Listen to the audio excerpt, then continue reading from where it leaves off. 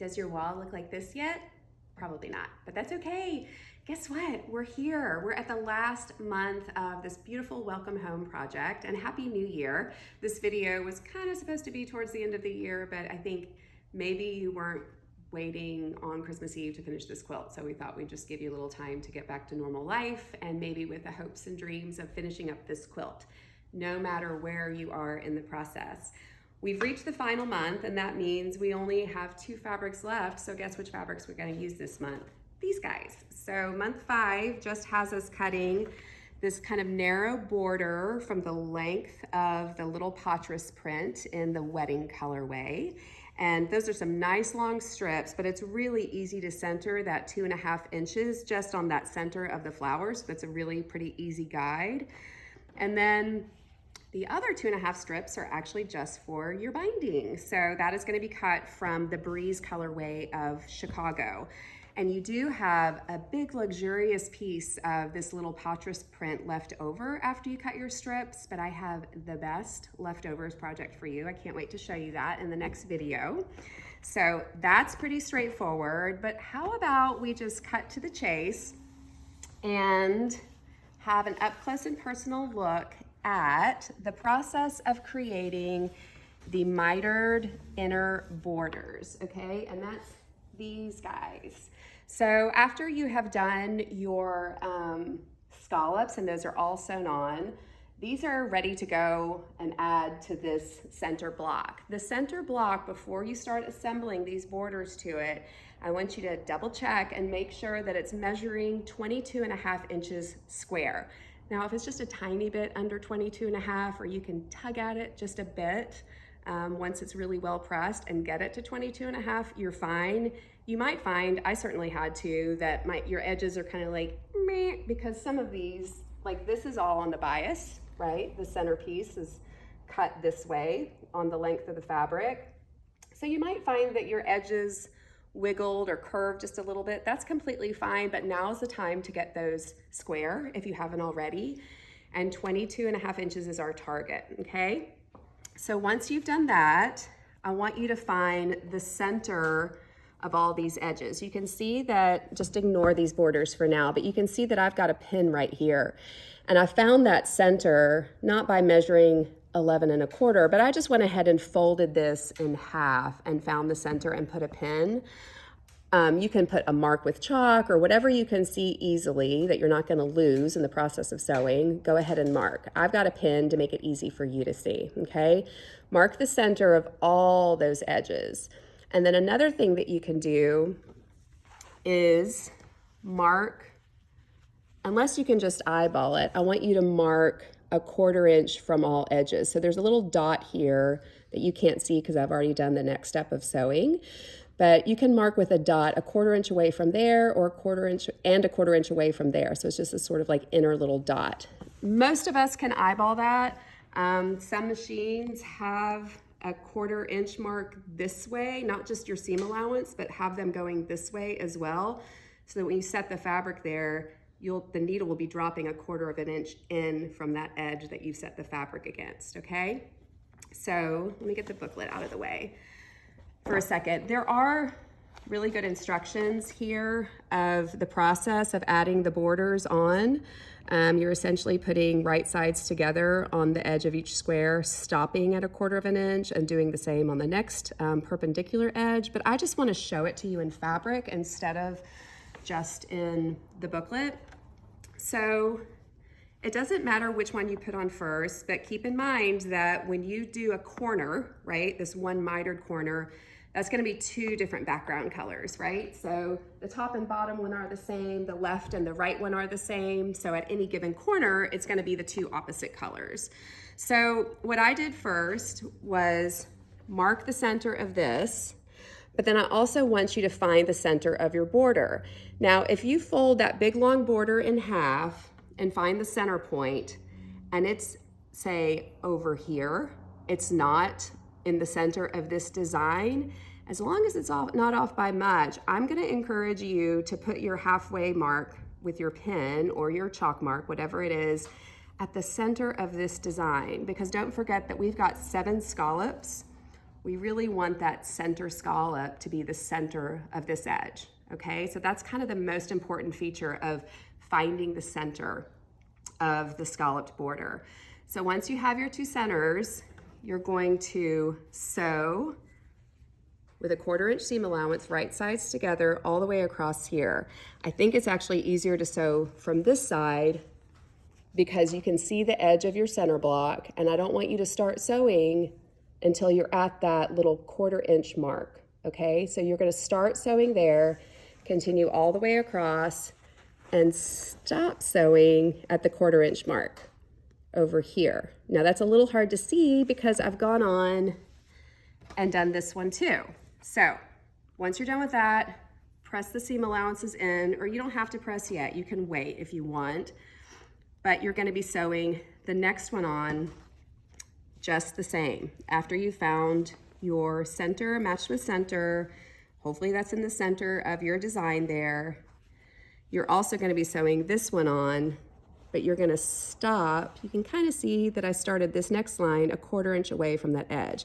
And what that's gonna do is hopefully put your perpendicular sewing lines almost meeting each other, but when you're sewing that second one on, I want you to be really careful to just keep all the seam allowance of the first one out of your way, okay? So you keep all that away from sewing and start here and go down.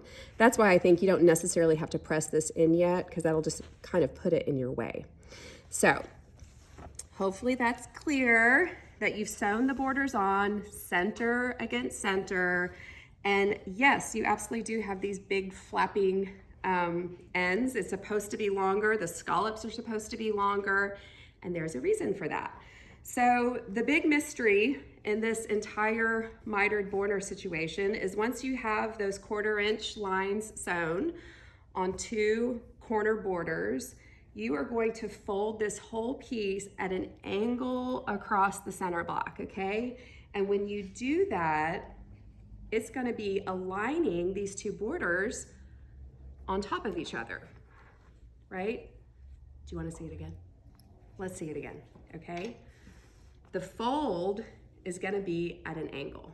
The fold is gonna be an angle across that block from one corner to another, but it's gonna be putting these borders mostly in line with one another and smooth. And you can see I've got this point over here. The fold needs to be running into that point. So I'm gonna tug at it a little bit. Now I've got the fold in that point there, which is what we want. And it's creating a continuous smooth line. Everything is flat. And you can see I've got, you don't wanna like overly stretch this, but I've got this nice, smooth, angled fold here now. And guess what? That fold is going to be our guide for drawing a line across this border here. And this border is gonna, or this line across here is gonna be our actual sewing line, okay? So you sort of wanna check under here to make sure everything is smooth, which it is. So you just lay a grid either on this side or on this side. I think it's easier to lay a grid on top of the fabric here, right up against this folded line, and use it to continue a drawn line across here. Now, you don't have to pin it and then sew it and just like cross your fingers and hope to God that everything with the scallops is gonna match up. I'm gonna give you a little cheat peek of what you can do. So let's say we've got this pinned inside here, just to keep it in place on this side of the line. Let's go ahead and have a look from actually the scraps that we're gonna be cutting off. If we turn this back, we can see, look at those guys, that my two borders, if it's lining up right here, that means it's gonna line up on our actual border and be beautiful. Now, if this were off by a little bit, right? Like let's say you open this up and it looked like that.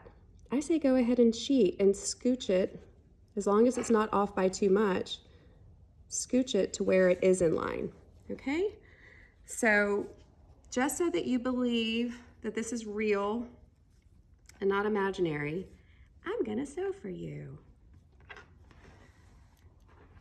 So just take care when you start your sewing that you want to start it at that point right there. You don't want to start all the way up here because you might end up accidentally grabbing a little bit of that fold, and you don't want to do that. So start your sewing where that sewn line stops is where you begin the angled one, okay?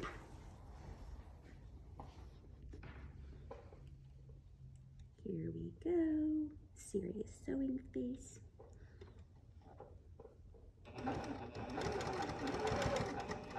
And remember, your sewing is right on the line, not a 1/4 inch away or anything. I actually have this ditch foot on here, which has a little guide for the line, which is helpful.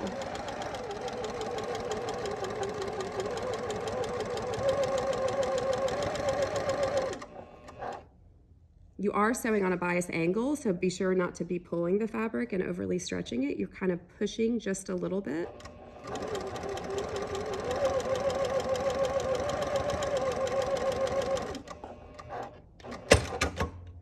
Okay, moment of truth.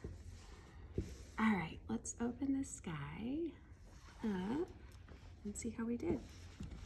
Look how pretty that is. Pretty good. So this angle, once it's pressed, it's a little bit farther, but this is not an amount of difference that concerns me in the least, okay? You can see here, it's tugging just a little bit, but I have a feeling because these borders are so thick, because I used interfacing, I have a feeling that when I trim off that excess and press the borders open instead of to one side or another, that's going to completely smooth out, okay? So your next step, as long as you're satisfied, if you're not satisfied, let's back up. If you're not satisfied with how your scallop is coming in, you could take out these side stitching lines, I don't know, maybe 5 or 6 inches, and kind of ease in a direction with them to get your, border scallop meeting in a way that's more pleasing to you. So, but if you're happy, and I'm gonna just trim all of this off at 1/4 of an inch, and then I'm gonna press those seam allowances open. To be honest, I can't remember if the book says to press it one way or the other or open. I think open is better. But a word to the wise for those of you that have hand sewn your scallops into place.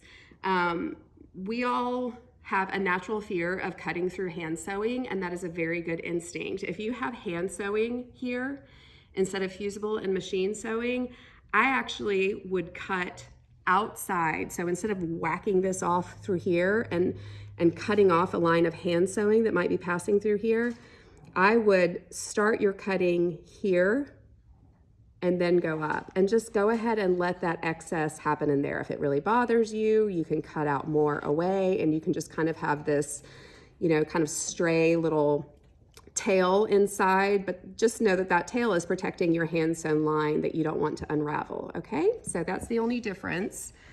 And then honestly, the rest of it is exactly the same all the way around. Like, you've already got the halfway there on this side of the corner, and so you're just going to add the darker green border. So there, stopping 1/4 inch away, starting 1/4 of an inch away, repeat the same process, and then you'll be able to do it 2 more times. So you'll be an expert because you're going to have to do this 4 times. So by the time that's done, you're an expert, you're happy, you have this beautiful pressed center, and you want to make sure then that the total measurement on this piece is 40.5 inches, okay? Because it is going to match in width 2 of those courthouse step blocks. I'm going to show the rest of the assembly here for you. Sticky pages only when I'm on camera. So you can see here that the assembly for the rest of the quilt is probably intuitive for most of you, but this line, this 40.5 inches across here, is the same as what 2 of those blocks would be. So those seams would match up.